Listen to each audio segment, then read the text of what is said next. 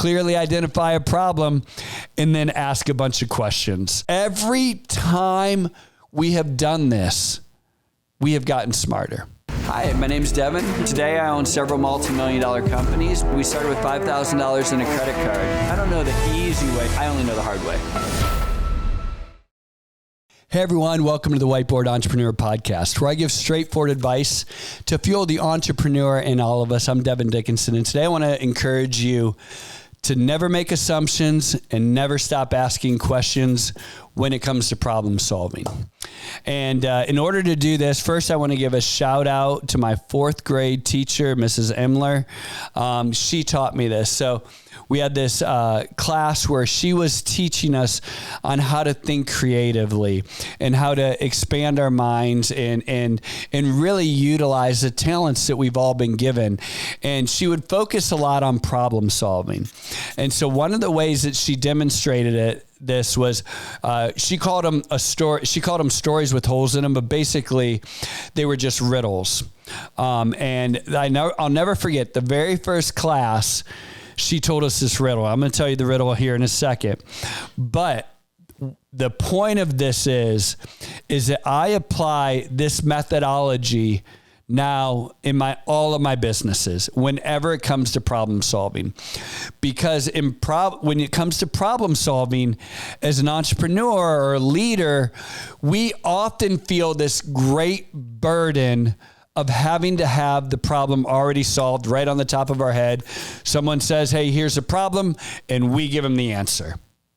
And that's what I felt like. It's this insecurity that we have as leaders where we feel like, well, gosh, I'm the one in charge. I have to have all the answers, right? And I would get it wrong, right? I would get it wrong all the time because frankly, you don't know. Like, you don't know everything. I don't know everything. Nobody I know knows everything. And so what I have learned to do over the years is be a good problem solver. And I think that one of the reasons that I've had success with my companies and the people that I've worked with is because of Mrs. Imler in the fourth grade, how she taught me to problem solve. And I want to share this with you. So she would get us together and she would share these stories with holes in them. And the very first one she told me, it blew my mind. And again, remember, picture fourth grade, you're sitting at those little desks or whatever. And so she writes it up in chalk because we didn't have whiteboards back then, but she wrote on the board in chalk, the man was afraid to go home because the man in the mask was there. Why was the man afraid of the man in the mask? That was the riddle. And so all of us, boom, I'm like sitting in the front row. I'm like, I got this. Just like we do as entrepreneurs, like, hey, why did we not hit our numbers last quarter? As an entrepreneur, you go, boom, I know why we didn't hit it, right? We jump to conclusions, right? So sure enough, I'm sitting in the front row and I was the first one to give an answer. And I was like, watch how smart everyone thinks I am. And I'm like, the man was afraid to go home because the man in the mask was there. He was robbing the house, right? Am I right? Right? And I'm literally waiting for everyone to break out and, clapping. And she's like, no, that's the wrong answer. She's like, I told you to ask questions. And I'm like, oh, okay. Well, someone else, boom, right behind me said, oh, I know. I bet there was an affair. Someone was having an affair and this person, and she's like, nope, that's not it either. And then several other people blurted out answers, everyone thinking that we knew the answer to the problem. And let's draw this to where we're at today. Right now, as a leader, you probably think you know the answers to all the problems, or even worse, you don't know the answer, but you're forced to give an answer because of your insecurities. Well, here's what we learned. Mrs. Imler said, hey, what did I tell you guys to do? We're learning how to problem solve. Go back and ask questions. And she said, there is no dumb question. So we were like, did the man in the mask have a gun? No. Did the man in the mask, was he chasing the other person? No. Did they know each other? Yes, kind of. And we started asking these questions. We're like, what the heck? And literally we sat there a group of fourth graders, like our eyes this big, every question asking more and more. And we started off, like asking one question every minute or 90 seconds.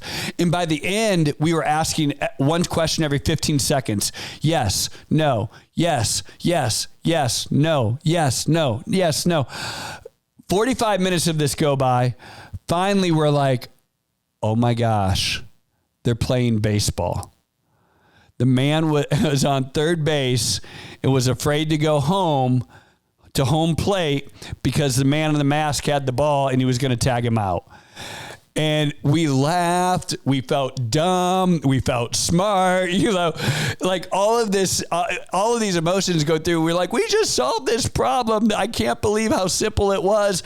But had we not asked all of these questions, all of our immediate solutions were wrong.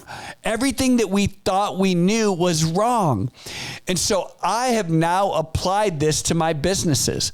And let me tell you, if your business is like my business, there's a lot of problems with it. There's always problems to be solved.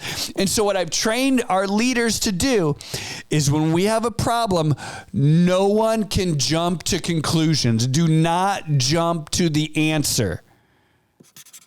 Ask questions. What kind of questions? Any questions, all questions. There are no dumb questions. And literally we do it the exact same way, except it's not with chalk on a chalkboard nowadays. It's on my own whiteboard, and we get it out and we get different color markers and we take our time and we ask all kinds of questions. And inevitably, the new manager always wants to say, oh, I think the problem is in marketing that our, number of SQLs we're getting aren't the same as they used to be and blah, blah. No, shut up. Shut up. No one wants to hear the answer. That could be right, but we're not getting there. We're going to ask all of the questions first, right? And so every time we have done this, we have gotten smarter.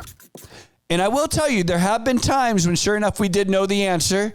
We were right when we started. It was probably in the back of all of our heads, but we actually came to that conclusion. We had data. We had, a hypothesis around it. It wasn't just what we thought, but more often than not, and I mean this more often than not, we find that the initial answer that we thought we had was wrong, or it was only part of the answer.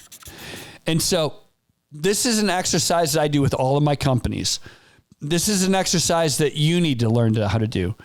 And I'm going to tell you also, I want you to feel free with this exercise, because what I've also freed you right now is by telling you that by being the leader in whatever that you're the leader of, you don't have to have the answers.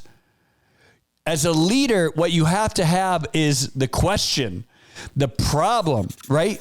Great leaders don't have all the answers. Great leaders identify there's a problem. Let's get everybody together and solve it, right? A great leader can identify the fact that you have problems. They don't have to have the solutions, right? We have the problems. Now let's together as a team, let's ask a bunch of questions and let's figure out what the answer is. I'm going to tell you, when I started this podcast, I've been excited to do this lesson. I've had it written down for a while. I always wanted to make sure I was in the right mood because Mrs. Imler, like I said, was my fourth grade teacher. I'm so looking forward to sending this podcast to her because she truly impacted my life by teaching me these type of skills that any of us can learn as a fourth grader, or we can learn it at 50 years old. Let me encourage you to learn it sooner rather than later. Let me encourage you that you don't have to have all the answers. You just have to clearly identify a problem and then ask a bunch of questions. I'm Devin. This is the Whiteboard Entrepreneur, and thank you very much, Mrs. Imler. I genuinely appreciate you. This episode is for you. I wouldn't be here today if you hadn't taught me what you taught me. Thank you.